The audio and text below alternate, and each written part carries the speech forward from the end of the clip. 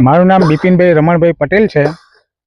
હવે મેળાવ ગામમાં જે પાડીની તળાવની પાડીનું ચણતરનું જે કામ ચાલુ છે તે અમને જાણ મુજબ એકદમ તકલાદી કામ થઈ રહ્યું છે।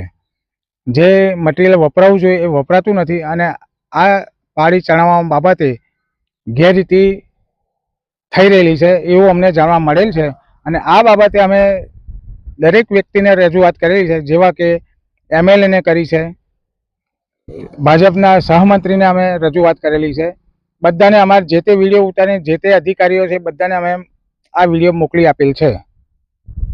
તકલાદી નંબરનું કયા પ્રકારનું અહીં કામકાજ થાય છે, કોને ટેન્ડર આપ્યું છે, ટેન્ડરની સિસ્ટમ શું છે, કોઈને કોઈ પણ પ્રકારની મેળાવ ગામમાં કોઈને ખબર નથી। આ બાબતે અમે ગ્રામ પંચાયતમાં પણ રજૂઆત કરી, દરેક સભ્યોને ગઈકાલ બોલાયા પણ એકેય સભ્ય આવવા તૈયાર નહોતા।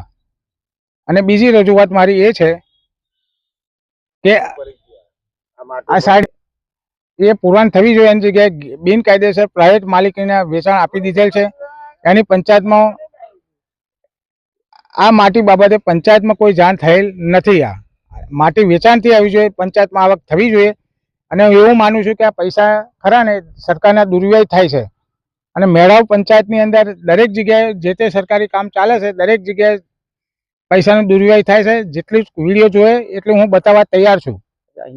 અહીંયા કોઈ જેને આ ટેન્ડર પાસ થયું છે કોન્ટ્રાક્ટરનું, એ કોન્ટ્રાક્ટર હાજર નથી।